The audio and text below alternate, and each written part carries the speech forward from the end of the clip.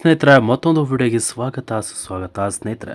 ಇದೀಗ big boss ಮನೆಯಲ್ಲಿ ಅತಿಥಿಗಳ ಮುಂದೆ ಬಿಗ್ ಬಾಸ್ ಮನೆಯಲ್ಲಿರುವಂತಹ ರಹಸ್ಯ ಬಾಗಿಲು ಬಗ್ಗೆ ಹೇಳಿದ ಗಿಲ್ಲಿ ನಟ.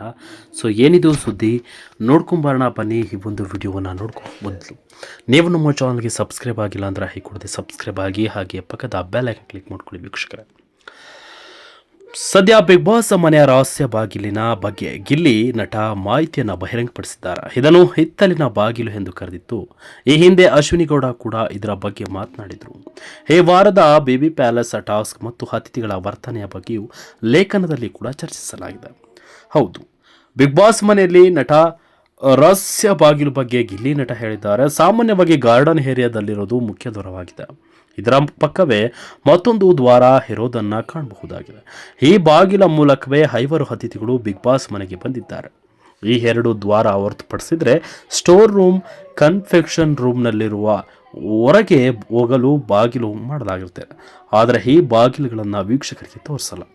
ಈ ಹಿಂದಿನ ಸೀಸನ್ಗಳಲ್ಲಿ ಕ್ಯಾಪ್ಟನ್ ರೂಮ್ ಸಹ ಹೊರಗೆ ಹೋಗುವ ಬಾಗಿಲು ಹೊಂದಿರುತ್ತಿತ್ತು.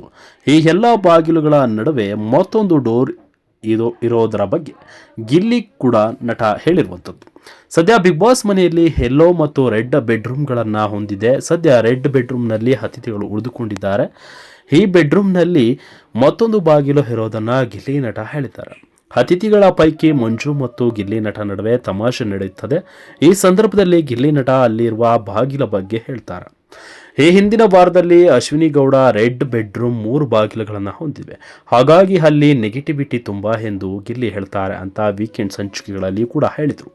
ಗಿಲ್ಲಿ ನಟ ಇದನ್ನು ಇತ್ತಲಿನ ಬಾಗಿಲು ಎಂದು ಕರೆದಿದ್ದಾರೆ. ಈ ವಾರದ ಬೇಬಿ ಪ್ಯಾಲೇಸ್ ಟಾಸ್ಕ್ ಬಗ್ಗೆ ವೀಕ್ಷಕರಿಂದ ಮಿಶ್ರ ಪ್ರತಿಕ್ರಿಯೆ ವ್ಯಕ್ತವಾಗಿದೆ. ಅತಿಥಿಗಳ ಪೈಕಿ ಮಂಜು ಮತ್ತು ರಜತ್ ವರ್ತನೆ ಬಗ್ಗೆ ವೀಕ್ಷಕರು ಅಸಮಾಧಾನ ವ್ಯಕ್ತಪಡಿಸಿದ್ದಾರೆ. ಹಾಗೆಯೇ ಧ್ರುವಂತ ಪದ ಬಳಕೆ ಬಗ್ಗೆಯೂ ಸಾಮಾಜಿಕ ಜಾಲತಾಣಗಳಲ್ಲಿ ಕೂಡ ಸಿಕ್ಕಾಪಟ್ಟೆ ಚರ್ಚೆ ಕೂಡ ನೀಡುತ್ತಿರುವಂಥದ್ದು. ಸೊ ಈ ಒಂದು ವಿಡಿಯೋ ಸಿಕ್ಕಾಪಟ್ಟೆ ಹೈಲೈಟ್ ಆಗಿದೆ. ಸೊ ಇದರ ಬಗ್ಗೆ ನಿಮ್ಮ ಅನಿಸಿಕೆಗಳನ್ನು ತಿಳಿಸಿ ಅಂತ ಹೇಳ್ತಾ ಈ ವಿಡಿಯೋನ ಮುಗಿಸ್ತಾ ಇದ್ದೀನಿ ವೀಕ್ಷಕರೇ. Thank you.